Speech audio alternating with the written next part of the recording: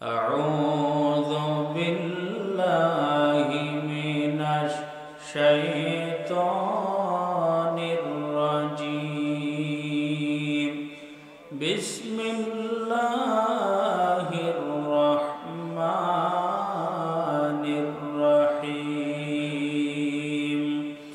هو الذي بعث في الأميين رسولا منهم يتلو عليهم آياته ويزكيهم ويعلمهم الكتاب والحكمة وإن كانوا من قبل لفي ضلال مبين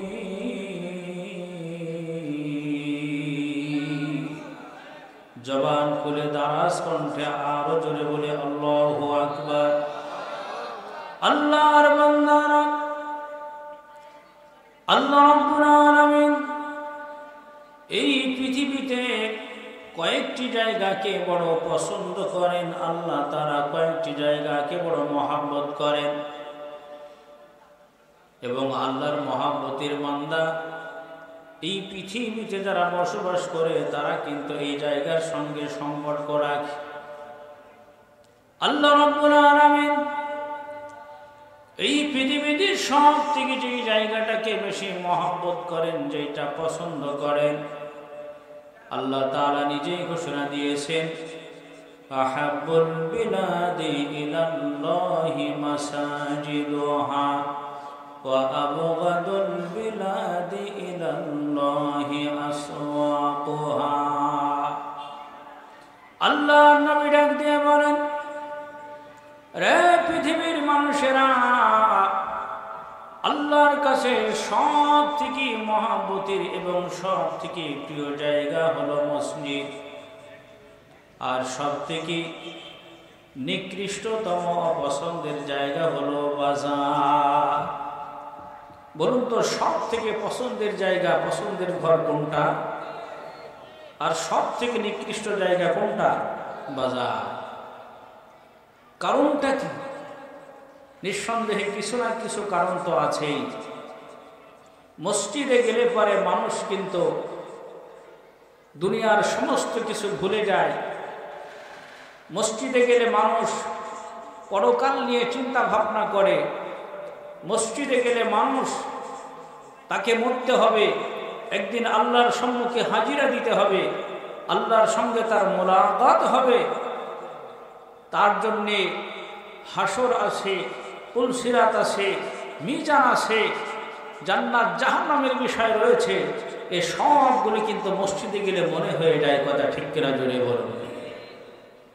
এবং প্রত্যেকটা মসজিদের মুসল্লি সে এই কথার অনুভব করতে থাকে যে আমাকে একদিন মরতে হবে, অতএব দুনিয়াতে আমার দ্বারা যাতে কোনো হারাম কাজ না হয়, কোনো অশ্লীল এবং বেহায়াপনা কাজ না হয়, কোনো গুনাহের কাজ আমার দ্বারা না হয়, এ ধরনের খেয়াল তার দিলে বারংবার আসতে থাকে।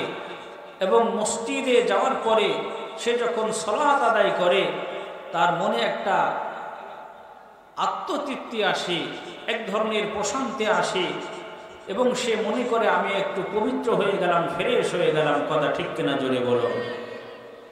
এক কথায় কোনো মানুষের ক্ষতির কোনো উদ্দেশ্য, কোনো মানুষকে ঠকানোর কোনো উদ্দেশ্য মসজিদে গেলে থাকে না, গুনাহ করার উদ্দেশ্য মসজিদে থাকে না, বরঞ্চ গুনাহ থেকে পরিত্রাণ পাওয়ার জন্য সে মসজিদে গিয়ে তওবা পর্যন্ত করে আল্লাহর দরবারে। ঠিক কিনা জোরে বলো। পক্ষান্তরে যদি কেউ বাজারে যায়, বাজার নিকৃষ্টতম জায়গা। কারণ হলো বাজারে যাওয়ার পরে যারা বিক্রেতা অনেক সময় চিন্তা ভাবনা করে যে আমি একটু 50 গ্রাম যদি কম দিতে পারি গোশতে, মাছে যদি 100 গ্রাম একটু কম দিতে পারি, 50 গ্রাম কম আর 50 গ্রাম পানি একটু দিয়ে দিলাম, এরপরে যেই পরিমাণ লাভ করার দরকার আরও বেশি করে আমি মিথ্যা কথাই বলে লাভ করলাম। এক কথায় বাজারে গেলে আপনি কাপড় কিনবেন, সবজি কিনবেন, মাছ কিনবেন, গোশত কিনবেন, যাই কিনবেন না কেন, এটা একটু দুনিয়ার সাথে সম্পৃক্ত কথা, ঠিক কিনা? দ্বিতীয়ত ক্রেতা চেষ্টা করে সে একটু বেশি কিভাবে নেওয়া যায়, যারা বিক্রেতা সে চেষ্টা করে কিভাবে একটু কম দেওয়া যায়। এখানে দুনিয়ার যেই গুনাহের কাজগুলি, ঠকানোর কাজগুলি, মানুষকে ধোঁকা দেওয়ার কাজগুলি কিন্তু বাজারেই বেশি হয়। এজন্য আল্লাহ রাসূল সাল্লাল্লাহু আলাইহি সাল্লাম বলেন, আল্লাহর কাছে সব থেকে নিকৃষ্টতম জায়গা হলো বাজার, আর সব থেকে উৎকৃষ্ট জায়গা হলো আল্লাহর ঘর মসজিদ। কথা ঠিক কিনা জোরে? মুহতারাম হাজিরিন, আল্লাহ রাব্বুল আলামিন ডাক দিয়ে বলেন, আহাব্বুল বিলাদি ইলাল্লাহি মাসাজিদুহা ওয়া আবগাদুল বিলাদি ইলাল্লাহি আসওয়াকুহা। বান্দা যারা মসজিদে যাতায়াত করে, আমি আল্লাহ রাব্বুল আলামিন ওই ঘরকে যেমন মহব্বত করি, ভালোবাসি। যারা আমার ঘরে যাতায়াত করবে, মহব্বতের জায়গায় যারা যাতায়াত করবে, আমি আল্লাহ তাআলা তাদেরকেও মহব্বত করে ঈমানদারের ঘোষণা দেওয়ার জন্য বলে দেই সুবহানাল্লাহ। মাইয়াতাআহাদাল মাসজিদা ফাশহাদু লাহু বিল ঈমান। যে ব্যক্তি মসজিদে যাতায়াত করে, যাকে মসজিদে তোমরা যাতায়াত করতে দেখো, নিঃসন্দেহে আল্লাহ পাক বলেন তাদেরকে ঈমানদার বলে সাক্ষী দিয়ে দাও। মসজিদে যাতায়াত করে ঈমানদাররা। আমরা যারা আল্লাহর ঘরে যাতায়াত করে, আমাদেরকেও সাহাবায়ে কেরাম রাদিয়াল্লাহু তাআলা আনহুমদের যে গুণাবলী ছিল, যে আওসাফ ছিল, সেই গুণগুলি আমাদের মধ্যেও মুসল্লি হিসাবে আসার দরকার। অনেকে আমরা সাহাবাদের গুণে গুণান্বিত হতে পারি নাই।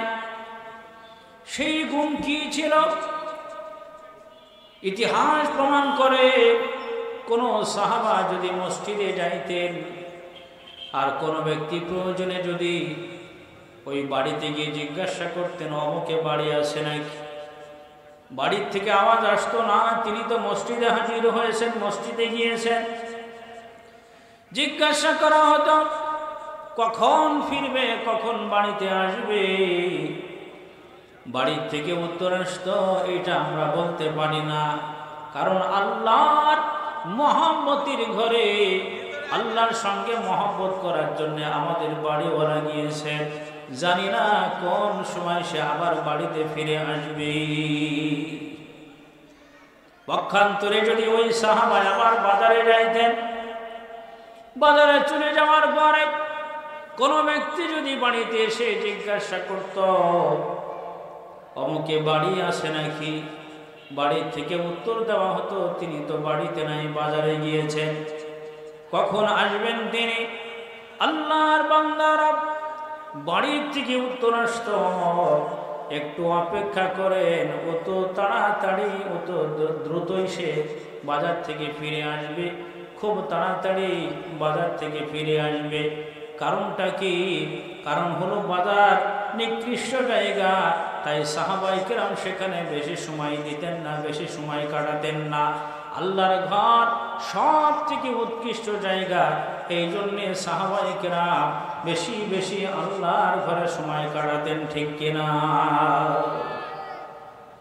আল্লাহর বান্দারা সেই গুণ কিন্তু আমাদের ভিতরে নাই। এমনও মুসল্লিও দেখা যায় ঘড়ির কাঁটা সব সময় দেখতে থাকে, 1 মিনিট 2 মিনিট পরে পরে দেখি 1 মিনিট পার হলো কিনা, সময় হয়েছে কিনা।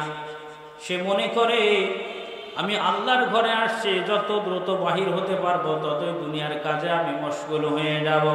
কিন্তু না না, আল্লাহ রাব্বুল আলামিন এক হাদিসের মধ্যে আর হাবিবে কিবরিয়ার মাধ্যমে আমাদেরকে জানাই দিয়েছেন, সাবাতুই ইযিল্লুহুমুল্লাহু ইয়াওমা লা যিল্লা ইল্লা যিল্লুহু, ইমামুন আদিলুন ওয়া শাবুন নাশা ফি ইবাদাতিল্লাহ ওয়া রাজুলুন কলবুহু মুআল্লাকুম বিল মাসাজিদ।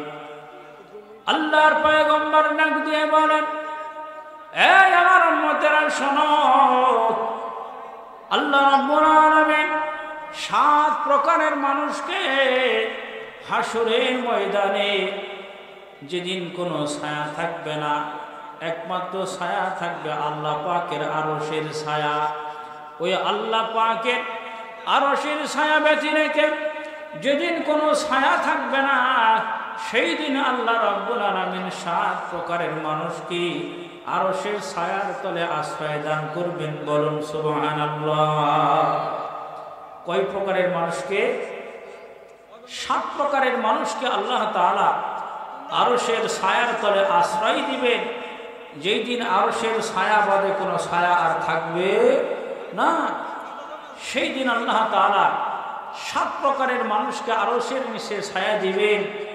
সেই সাত প্রকারের মানুষ কারা কারা আমি সবগুলি বলবো না, তবে প্রথম নম্বরে নবীজি বলেন ইমামুন আদিলুন, ন্যায় বিচারক বাদশাহ যারা দুনিয়াতে যারা ন্যায় বিচার করেছে, ন্যায় নীতি প্রতিষ্ঠা করেছে সততার সঙ্গে এবং সঠিকভাবে যারা বিচার পরিচালনা করেছে, যেই বাদশাদের মধ্যে স্বজনপ্রীতি ছিল না, নিজের দলের লোকের একরকম অন্য দলের লোকের আর এক রকম, এই ধরনের মন মানসিকতা যাদের ছিল না, ইনসাফ এবং ন্যায় বিচার যেই বাদশারা দুনিয়াতে প্রতিষ্ঠিত করতে পেরেছে, ওই ন্যায়পরায়ণ বাদশা যারা, তাদেরকে আল্লাহ তাআলা আরশের নিচে ছায়া দান করবেন। বলুন সুবহানাল্লাহ।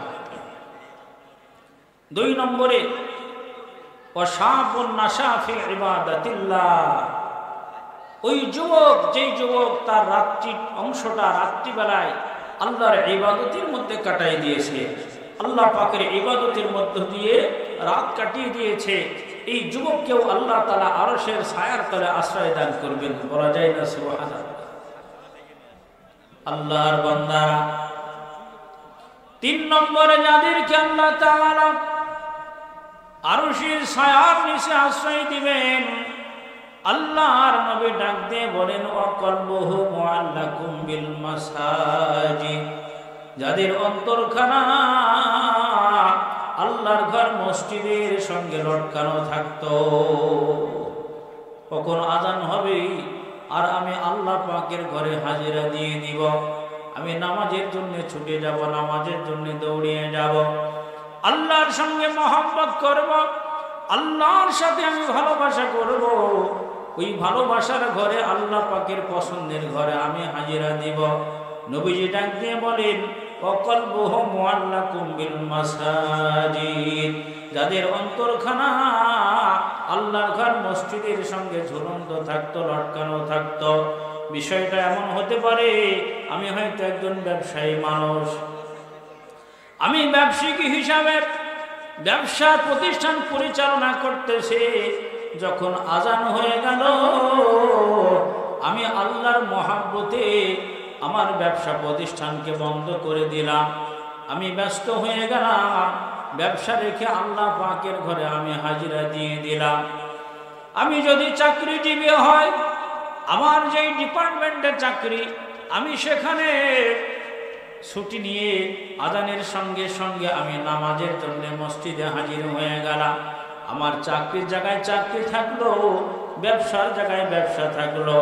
আমি যদি কৃষিবিদ হয়, আমি যদি কিষান হই, কৃষিকাজ করে থাকি, আমার জমি জাতি আছে, মাটির মধ্যে আমি কাজ করি, আমি জমিনে কাজ করি, তাহলে যখন আমার আজান হয়ে যাবে, আমার গ্রামের মসজিদে আজান হয়ে গেল, আমার মহল্লার মসজিদে আজান হয়ে গেল, আমার কৃষিকাজ ফেলে রেখে আমি আল্লাহ পাকের ঘরে একটা দৌড় দিয়ে হাজিরা দিয়ে দিলাম।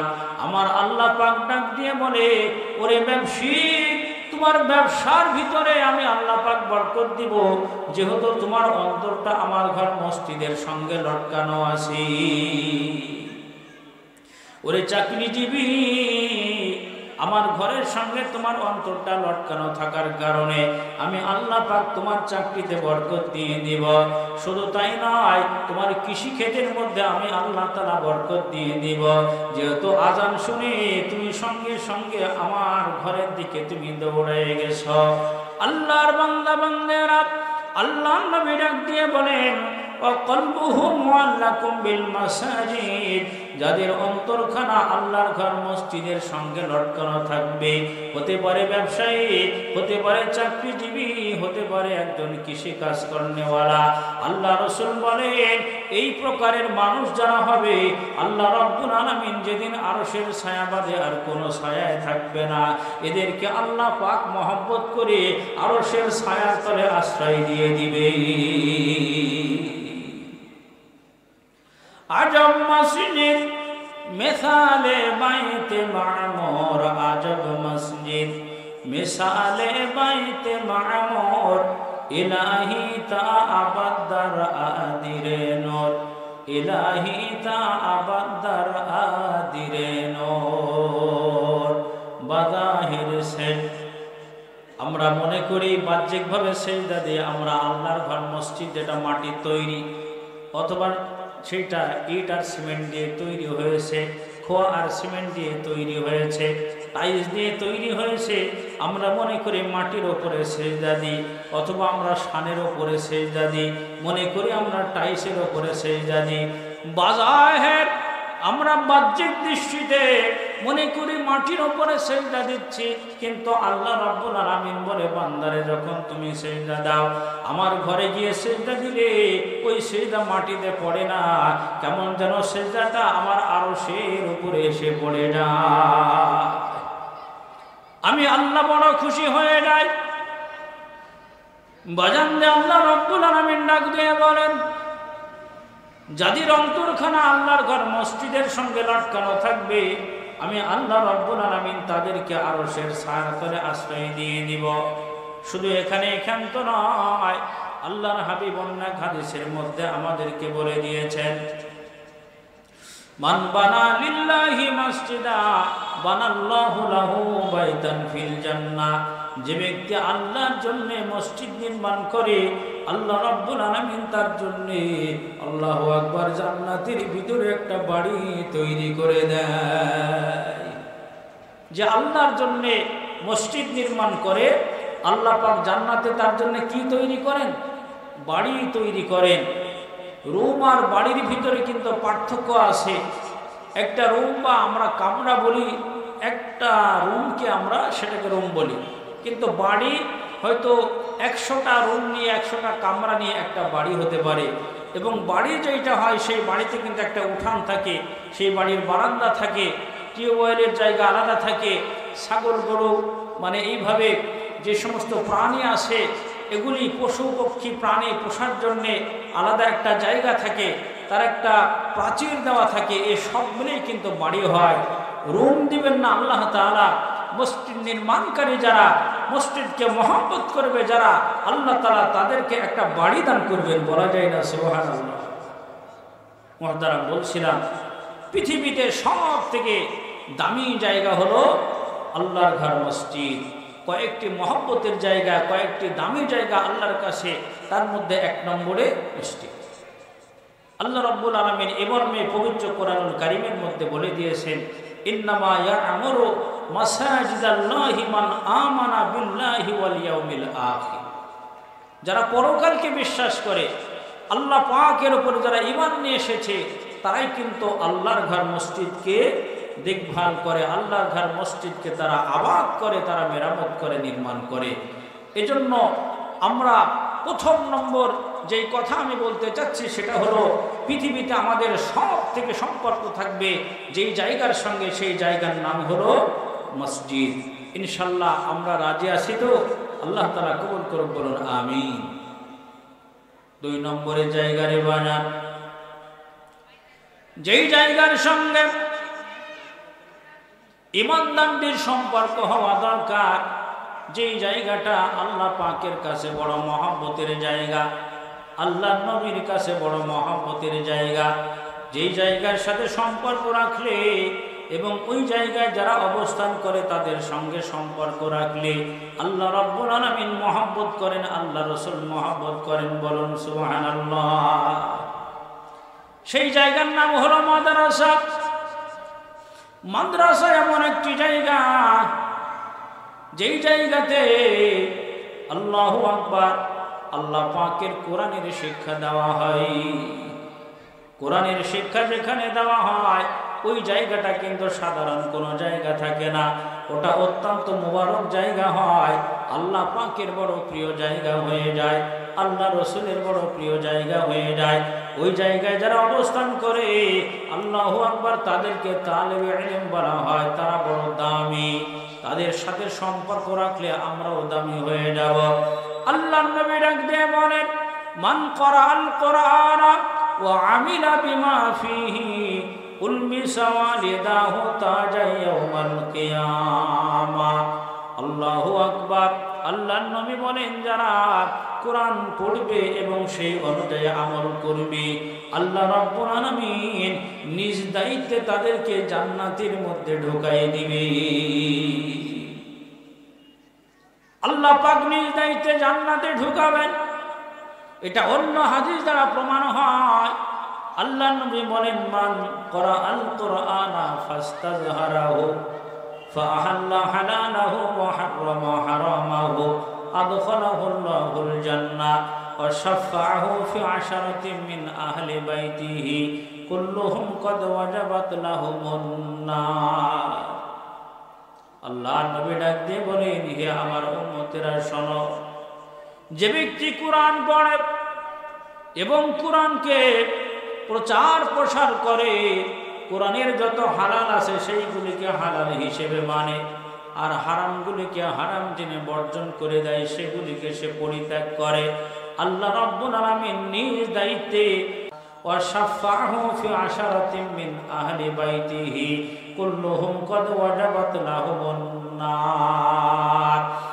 আর সে যে কোরআন অনুযায়ী আমল করেছে এবং কোরআনের প্রচার প্রসার করেছে, আল্লাহ নবী ডাক দিয়ে বলেন, শুধু তাকে আল্লাহ জান্নাতে দিবেন এমনটি নয়, সে যে বড় দামি মানুষ, আল্লাহ এবং তার রসুলের বড় প্রিয় মানুষ। এই জন্যে ওই সাহেবে কোরআন যে হয়, আল্লাহ রাব্বুল আলামিন তার সুপারিশে কমাস কম 10 পুরুষকে আল্লাহ রাব্বুল আলামিন জান্নাত যাদের জাহান্নাম যাদের উপরে অবধারিত হয়ে গেছে, ওই হাফেজে কোরআন আলেমে কোরআনের সুপারিশে আল্লাহ পাক তাদেরকেও জান্নাতে ঢোকার সুযোগ করে দিবে। আল্লাহর বান্দারা আসুন, আল্লাহর হাবিব ডাক দিয়ে বলেন, আরে তুমি তো আলেম হতে পারো নাই, তুমি হয়তো হাফিজ হতে পারো নাই, কিন্তু তোমার ছেলে আসে মেয়ে আসে, আল্লাহর হাবিব কেমন যেন ডাক দিয়ে বলেন, তুমি আলেমের বাবা হয়ে যাও, তুমি আলেমের মা হয়ে যাও, তুমি হাফিজের বাবা হয়ে যাও, তুমি হাফিজের মা হয়ে যাও, আরে তোমার সন্তানকে মাদ্রাসায় ভর্তি করিয়ে দাও, তাহলে আল্লাহ রাব্বুল আলামিন তোমাকে কি দিবেন শোনো।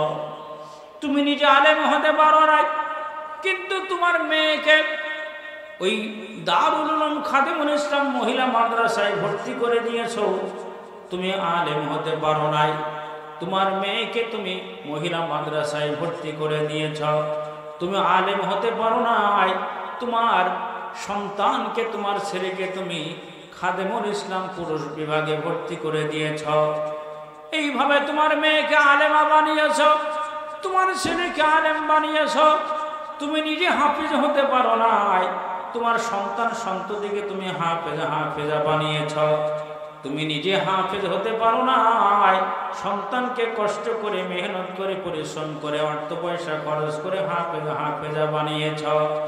এই জন্যে আল্লাহ রাব্বুল আলামিন শুধু তোমার সন্তান সন্ততিকে পুরস্কৃত করবে তা নয়, তাদেরকে জান্নাতে ঢোকাই দিবে, শুধু এখানেই ক্ষান্ত নয়, বরঞ্চ আল্লাহ রাব্বুল আলামিন তাদেরকে হাফেজ আলেম হিসাবে, হাফেজা আলেমা হিসাবে আল্লাহ পাক নিজ দায়িত্বে যেমন জান্নাত প্রবেশ করাই দিবে, জান্নাতের মধ্যে স্থান দিয়ে দিবে।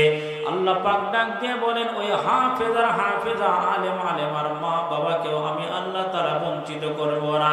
হাসরের কঠিন ময়দান যেদিন কায়েম হয়ে যাবে, আমি আল্লাহ তাআলা ওই দিন নূরের মেম্বার তৈরি করে নূরের মেম্বারের উপরে বসিয়ে ওই হাফেজ হাফেজা আলেম আলেমার মা বাবাকে সম্মানিত করব। অর্থাৎ নূরের মুকুট আমি আল্লাহ তাআলা তাদের মাথার উপরে পরাই দিব। আরো জোরে বলুন সুবহানাল্লাহ। মুহতারাম হাজিরিন, এজন্য আমরা দেখি দুনিয়াতে যারা হাফেজ হয় অনেক সময় তার বাবাকে একটু টুপি দেয়, কে একটু রুমাল দেয় মাদ্রাসার তরফ থেকে, আবার মাকে অনেক সময় হিজাব দেয়, মাকে অনেক সময় বোরকা দিয়ে দেয়। এতটুকু সম্মানিত আমরা দুনিয়াতে করি, কিন্তু আল্লাহ তাআলা বলেন যে না, সন্তানকে হাফেজা আলেম বানিয়েছ, আমি আল্লাহ তাআলা মা হিসাবে এবং বাবা হিসাবে যেই নূরের মুকুট আর নূরের তাজ তাদের তোমাদেরকে পরাই দেব, এর আলো হবে সূর্যের চেয়েও অধিক পরিমাণ। বলুন সুবহানাল্লাহ। একটু জিকির করি লা ইলাহা ইল্লাল্লাহ, লা ইলাহা ইল্লাল্লাহ, জোরে জোরে লা ইলাহা।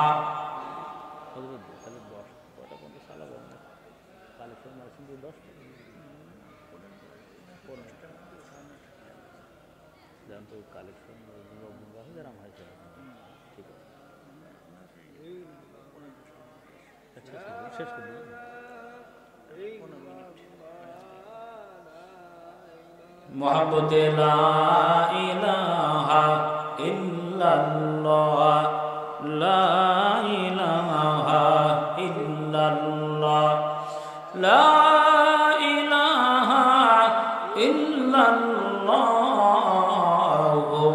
মুহাম্মাদুর রাসূলুল্লাহ সাল্লাল্লাহু আলাইহি ওয়াসাল্লাম। বলছিলাম আমার আল্লাহ রাব্বুল আলামিন মা বাবাকে, ও হাফেজের মা বাবাকে, আলেমের মা বাবাকে সম্মানিত করবেন, নূরের তাজ আর নূরের মুকুট পরায়। আমরা যারা এদের শুভাকাঙ্ক্ষী আছি, হাফেজ আলেমের শুভাকাঙ্ক্ষী আছে, আমাদের কি হবে? আমাদেরকে আল্লাহ তাআলা সম্মানিত করবেন। আল্লাহ রাব্বুল আলামিন ডাক দিয়ে বলেন, উলামায়ে কেরাম যারা সেই দিন হাসরের ময়দানে তাদেরকে একটু আমি আল্লাহ তাআলা আলাদা করে ডাক দিব। আমরা হাদিসটা একটু শুনলে পরে পরিষ্কার বুঝতে পারব। ইন্নাল্লাহা ইয়াবআসুন নাসা ইয়াওমাল কিয়ামাহ, কিয়ামতের দিনে আল্লাহ রাব্বুল আলামিন যারা আলেম সম্প্রদায় তাদেরকেও যেমন হাসরের ময়দানে জমা করবেন, সমস্ত মানুষকে আল্লাহ তাআলা হাসরের ময়দানে জমা করবেন, সকলেই উঠে যাবে। প্রত্যেকের আলাদা আলাদা শান হবে। লিকুল্লি রিম মিনহুম ইয়াওমাইদিন শানুন ইউগনি, প্রত্যেকের আলাদা আলাদা হালত হবে আর প্রত্যেকের অবস্থা আলাদা হবে। নবীরা পর্যন্ত নাফসি নাফসি বলবে, আইরে আজকে আমার কি হবে, আমার এটা জানা নাই। সকলেই ব্যতিব্যস্ত হয়ে পড়বে নিজেকে বাঁচানোর জন্য। আল্লাহু আকবার। ওই দিন আল্লাহ রাব্বুল আলামিন সকল মানুষকেই উঠাবেন, জমা করবেন। আল্লাহ পাক পবিত্র কোরআনুল কারীমে বলে দিয়েছেন, কাইফা তাকফুরুনা বিল্লাহি ওয়া কুনতুম আমওয়াতা ফাআহয়াকুম সুম্মা ইউমীতুকুম সুম্মা ইউহয়ীকুম সুম্মা ইলাইহি তুরজাউন। আল্লাহ পাক বলেন, তোমরা কিভাবে আমাকে অস্বীকার করো, অথচ তোমরা মৃত্যু ছিলে। ফাআহয়াকুম, আমি আল্লাহ তাআলা তোমাদেরকে জীবন দিয়েছি, এই জীবন কিন্তু আমি এক সময় কেড়ে নিব। সুম্মা ইউমীতুকুম, আবার তোমরা তোমাদের মওত হবে, মৃত্যুবরণ করবে। কবরের মধ্যে তোমাদেরকে রাখা হবে। সুম্মা ইউহয়ীকুম, আবার কবরের ভিতরে জীবন দিয়ে তোমাদেরকে পুনরায় আমি আল্লাহ তাআলা আমার দরবারে হাজির করব, আমার কাছে একত্রিত হবে। অর্থাৎ তোমাদেরকে আবার পুনরুত্থিত হতে হবে। আল্লাহ পাক ডাক দিয়ে বলেন, হাসরের ময়দানে সব মানুষকে আমি উঠাবো এবং আমি আল্লাহ তাআলা একত্রিত করব। তারপরে আল্লাহ তাআলা কি করবেন? সুম্মা ইউমাইয়িজুল উলামা, যারা উলামায়ে সম্প্রদায়, উলামায়ে কেরাম, আল্লাহ পাক তাদেরকে একটু কেমন যেন ডাক দিয়ে বলবেন, এই ইমাম বুখারী শোনো, তুমি আলেম হিসাবে একটু আলাদা হয়ে যাও। এই ইমামে মুসলিম, তুমি একটু আলাদা হয়ে যাও। হে ইমামে তিরমিজি, ইমামে আবু দাউদ, নাসাই, ইবনে মাজাহ, ইমামে মালিক, ইমামে শাফি, ইমামে আবু হানিফা, এইভাবে তোমরা একটু আলাদা হয়ে যাও। আমি শুধুমাত্র বোঝানোর জন্য কয়েকটা নাম ঘোষণা করলাম, নাম বললাম। এইভাবে আল্লাহ তাআলা উলামায়ে কেরাম যারা আছেন তাদেরকে আলাদা করে নিয়ে বলবেন, তোমাদেরকে আমি আলাদা করলাম কারণ তোমরা আলেম সম্প্রদায়। সুম্মা ইউমাইয়িজুল উলামা ফায়াকুলু ইয়া মাশার উলামা ইন্নী লাম আদা ইলমি ফীকুম লিউআযিবাকুম। অতঃপর আল্লাহ তাআলা ডাক দিয়ে বলবেন, হে আলেম সম্প্রদায়, আমি তোমাদেরকে তো এই জন্য ইলম দান করি নাই যে আমি তোমাদেরকে আজকে হাসরের ময়দানে কষ্টের ভিতরে রাখব। না না, আমি আল্লাহ তাআলা তোমাদেরকে কষ্ট দেওয়ার জন্য দুনিয়াতে আমি কিন্তু ইলম দান করি নাই। কুরআনের জ্ঞান, হাদিসের জ্ঞান, ইলমে নববী, ইলমে ওহী তোমাদেরকে এই জন্য আমি দুনিয়াতে দিয়েছিলাম না যে তোমরা আজকে হাসরের ময়দানে কষ্ট করবে। না না, তোমাদের জন্য আজকে কষ্টের নয়। হে আমার আলেম সম্প্রদায় শোনো, ইযহাবু ক্বাদ গফারতু লাকুম, আমি আল্লাহ রাব্বুল আলামিন আলেম হওয়ার কারণে আজকে তোমাদেরকে সাধারণ ক্ষমা ঘোষণা করলাম। যাও যাও, তোমরা আমি আল্লাহ পাকের নাজ নেয়ামতে ভর্তি এই জান্নাতের মধ্যে তোমরা চলে যাও। তোমাদেরকে সাধারণ ক্ষমা ঘোষণা করে দিলাম। চিৎকার দিয়ে বলুন সুবহানাল্লাহ। আলেমকে আল্লাহ তাআলা সম্মানিত করবেন। অন্য হাদিসের মধ্যে আছে, আলেমরা যখন জান্নাতের সার্টিফিকেট পেয়ে যাবে, ওরা জান্নাতের মধ্যে যাওয়ার জন্য চেষ্টা করবে। আল্লাহ রাব্বুল আলামিন কিছু কিছু আলেমকে বলবেন, ইয়া আলেম কিফিনা। পুলসিরাত পাড়ি দেওয়ার সময় যখন পুলের গোড়াতে দাঁড়াবে, এই মাত্র পুলসিরাতের উপরে উঠবে, আল্লাহ পাক বলবেন, ইয়া আলেম কিফিনা, আলেম তুমি এখানে দাঁড়িয়ে যাও। আল্লাহর বান্দারা হাদিস শরীফের মধ্যে আসে, আলেম পেরেশান হয়ে যাবে আর ডাক দিয়ে বলবে, আল্লাহ জান্নাতে যাওয়ার সুযোগ দিয়েছ, জান্নাতে যাওয়ার সার্টিফিকেট দিয়েছ, আবার তুমি দাঁড়াতে বললে। আল্লাহ পাক বুঝলাম না বিষয়টা কি। মহান রব্বুল আলামিন বলবেন, আলেম রে, তুমি যেই খাদেমুল ইসলাম মাদ্রাসায় লেখাপড়া করেছিলে, তুমি মহিলা শাখায় পড়েছিলে, আর তুমি তো এইভাবে পুরুষ শাখায় পড়েছিলে। আলেমা হলে তাদেরকেও আল্লাহ তাআলা বলবেন, আলেম হলে তাদেরকেও আল্লাহ তাআলা বলবেন। তোমার যেই মহব্বতকারী, যে তোমাকে ভালোবেসে, তোমার হয়তো মাসিক একটা খরচা 3000 টাকা 2000 টাকা দিয়েছিল, তুমি কি তার কথা মনে রাখো নাই? তোমাকে যে ভালোবেসেছিল, যেই মসজিদে তুমি নামাজ পড়তে, খাদেমুল ইসলাম মাদ্রাসা, ওই মসজিদ কিন্তু অমুক ব্যক্তি করে নিয়েছিল। যেই মাদ্রাসায় তুমি লেখাপড়া করতে, যেই কামরার ভিতরে তুমি ঘুমাইতে, যেই কামরায় তুমি আরাম গ্রহণ করতে, যেখানে তুমি থাকতে, কোরআন হাদিস পড়তে, ওই জায়গায় অমুকের কিন্তু 5 বস্তা সিমেন্ট ছিল। অমুক ব্যক্তির কিন্তু এইভাবে 5000, 10000, 2000, 1000 টাকা ছিল। সব মিলিয়ে কিন্তু এই মাদ্রাসা প্রতিষ্ঠিত হয়েছিল। তোমার কি সে মহব্বত করে নাই, ভালোবাসে নাই?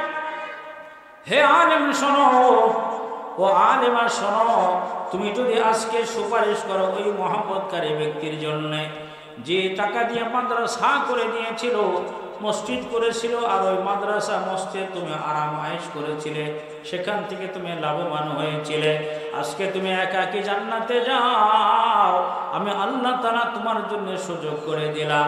তুমি যদি সুপারিশ করো তোমার মহব্বতকারী যে মাদ্রাসা নির্মাণ করেছিল, মাদ্রাসায় সহযোগিতা করেছিল, ওদের ব্যাপারে সুপারিশ করো, তোমার সুপারিশ কবুল করে তোমার সঙ্গে তাদেরকেও পুলসিরাত পার করে আমি আল্লাহর জান্নাতে যাওয়ার সুযোগ করে দিব।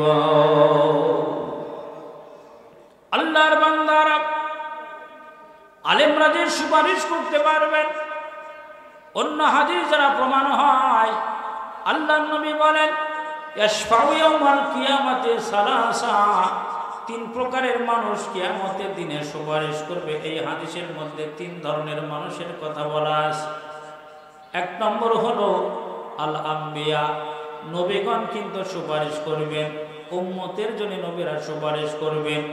আপনার আমার নবীও সুপারিশ করে করে আমাদেরকে জান্নাতে নেওয়ার চেষ্টা করবেন।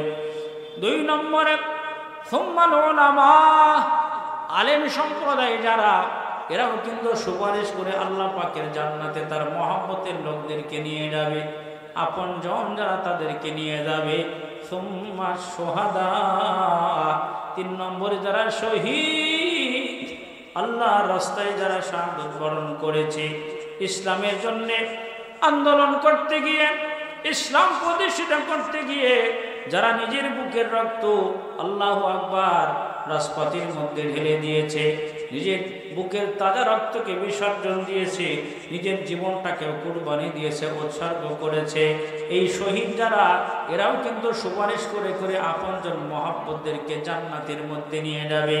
আপনজন যারা, তাদেরকে নিবে, মহব্বত এবং ভালোবাসার লোকদেরকে জান্নাতের মধ্যে নিয়ে যাবে। তাহলে বোঝা যায় আলেম যারা, তারাও কিন্তু সুপারিশ করার সুযোগ আল্লাহর কাছে পেয়ে যাবে।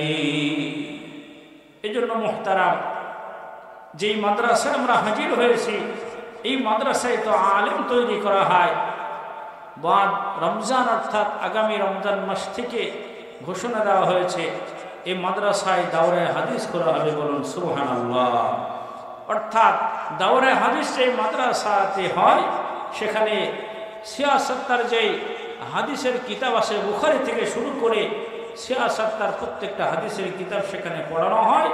সব সময় কেমন যেন এই কথা উচ্চারণ হয়, ক্বালা ক্বালা রাসূলুল্লাহি সাল্লাল্লাহু আলাইহি ওয়াসাল্লাম।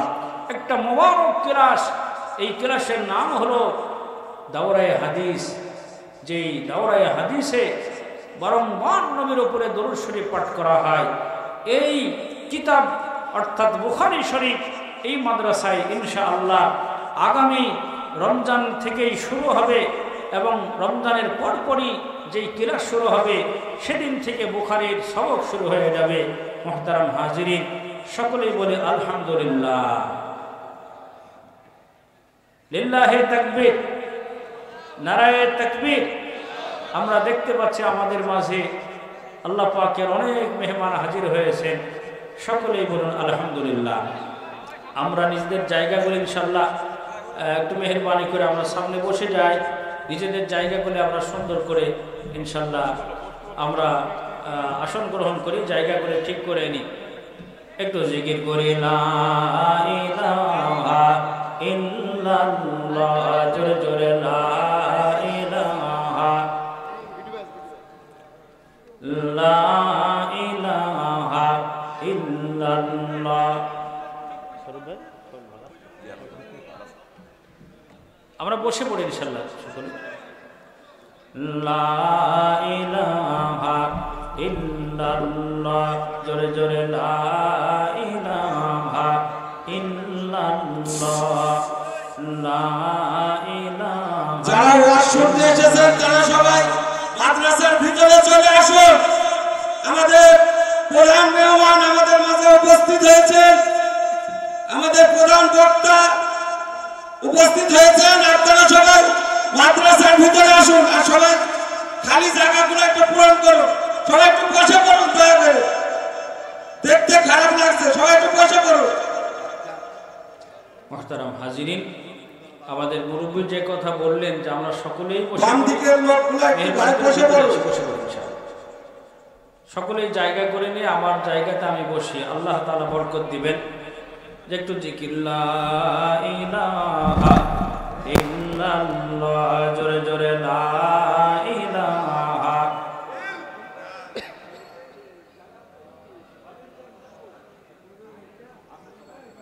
সন্তানদেরকে বলবেন, ওরে হাফেজে কোরআন, তুমি এক একটা আয়াত তেলাওয়াত করো, সহজভাবে সুন্দরভাবে তাসবিহ সহকারে তারতিল সহকারে তেলাওয়াত করো। আর এক এক আয়াতের বিনিময়ে আমি আল্লাহ তাআলা তোমার জন্য একতলা জান্নাত বরাদ্দ রেখেছি। তোমার যত আয়াত কোরআন থেকে মুখস্থ আসে তুমি তেলাওয়াত করো আর এক একতলা জান্নাত অধিকার করো। বলুন সুবহানাল্লাহ। আল্লাহর বান্দারা, প্রত্যেকটা হাফেজে কোরআন তার যতগুলি আয়াত মুখস্থ আছে সেই কয়তলা বিশিষ্ট জান্নাতের মালিক হয়ে যাবে। এই জন্য আপনার আমার মনটা খারাপ করারও দরকার নেই, কারণ আমরা হাফেজ না এটা কি আছে, কিন্তু সূরা ফাতিহা তো কমপক্ষে মুখস্থ আছে, ঠিক না বেঠি? সূরা ফাতিহা যার মুখস্থ কমপক্ষে সে 7 তলার মালিক। সূরা ইখলাস যার মুখস্থ, যেই কয়টা আয়াত আছে সেই কয় আয়াতের বিনিময়ে আল্লাহ পাক তাকে সেই কয় তালা জান্নাত দিয়ে দিবেন। আমাদের সূরা ফিরও মুখস্থ আছে, সূরা মাউন আছে, ফালাক নাস আছে, ছোট ছোট যতগুলি সূরা আমাদের মুখস্থ আছে, প্রত্যেকটা কোরআনের এক এক আয়াতের বিনিময়ে আল্লাহ পাক এক এক তালা জান্নাতের মালিক আপনাকে আমাকে বানিয়ে দিবে। আল্লাহর বান্দারা, এই জন্য আমরা যারা আজকে এখানে হাজির হয়েছি কমাস কম চেষ্টা করব প্রত্যেক দিন আমরা একটা করে আয়াত মুখস্থ করি। যদি নাও পারে সপ্তাহে একটা আয়াত মুখস্থ করি, তাও যদি না পারে কমপক্ষে মাসে হলেও একটা আয়াত আমরা মুখস্থ করি।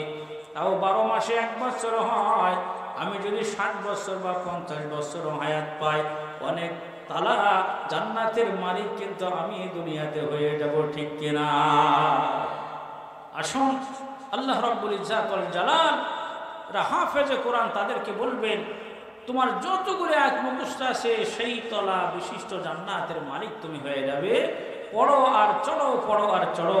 মুহতারাম হাজিরিন, হাফেজ সাহেব আলেম যারা, ওরা শুধুমাত্র জান্নাতে ঢুকবে আর আমরা মাহরুম হব তা নয়। আমাদেরও যেই কয়টি আয়াত মুখস্থ সেই কয়তলা জান্নাত আল্লাহ তাআলা আমাদের জন্য বরাদ্দ দিবেন। এবং যদি কিছুই না থাকে, আমরা কমাস কম আলেমদেরকে মহব্বত যদি করতে পারি, আল্লাহ রাসূল বলেন নিজে আলেম হও, না পারলে আলেমের ছাত্র হও, তাও যদি না পারো আলেমকে মহব্বত করো, আলেমের কথা শোনো। কিন্তু ওলামায়ে কেরাম যারা, তাদের শত্রু হইও না, কোরআন হাদিসের শত্রু হইও না, আল্লাহ এবং রসুলের শত্রু হইও না। এবং যেখানে আল্লাহর কথা হয়, আল্লাহর কোরআনের শিক্ষা দেওয়া হয়, নবীর হাদিস এবং সুন্নাহ শিক্ষা দেওয়া হয়, সেই মাদ্রাসার বিরোধিতা করো না, সেই মাদ্রাসার শত্রু তোমরা হইও না। কথা ঠিক কিনা জোরে বলো। মুহতারাম হাজিরিন, এক সময় আমরা কিন্তু এই ওয়াজের মাহফিলও করতে পারতাম না। আমি বলেছি পৃথিবীতে আল্লাহর কাছে 3টা জায়গা বড় দামি, তার মধ্যে 1 নম্বর মসজিদ, 2 নম্বর যেই কথা আমি বলতেছিলাম সেটা হলো মাদ্রাসা, 3 নম্বর হলো ওয়াজের মাহফিল। বলুন তো, ওয়াজের মাহফিলে কোনো বক্তা কি বলেছে তোমরা সন্ত্রাসী করো? আওয়াজ করে বলুন, কোন বক্তা বলেছে সন্ত্রাসী করার জন্যে, চুরি করার জন্যে, ডাকাতি করার জন্যে, ছিনতাই করার জন্যে, মাদক সেবন করার জন্যে, নেশার জগতে চলার জন্যে কোন আলেম বলে নাই। বরঞ্চ প্রত্যেকটা ওয়াজের মাহফিল থেকে বক্তারা বলে থাকেন দেশ এবং জাতির জন্যে কল্যাণমূলক কাজে তুমি অংশগ্রহণ করো। কথা ঠিক কিনা জোরে বলো। অতএব এই দেশ এবং জাতিকে যদি মাদক মুক্ত দেশ এবং জাতিতে পরিণত করতে হয়, এই দেশকে যদি সন্ত্রাস মুক্ত দেশ বানাতে হয়, এই দেশকে যদি ডাকাতি ছিনতাই চোর মুক্ত দেশ বানাতে হয়, তাহলে সোনালী যুগের স্বর্ণ মানব তৈরি করতে হবে। আর সেই সোনালী যুগের স্বর্ণ মানব তৈরি হয়, আদর্শবান মানুষ তৈরি হয়, আদর্শবান নাগরিক তৈরি হয় এই সমস্ত মাদ্রাসায়। কথা ঠিক কিনা জোরে বলুন। মুহতারাম হাজিরিন, এজন্য সেই মাদ্রাসাকে টিকায় রাখতে হবে এবং ওয়াজের মাহফিল আমার মনে হয় বেশি বেশি ব্যবস্থা করতে হবে। আল্লাহ তাবারাক ওয়া তাআলা আজকের এই আয়োজনকে কবুল করুন।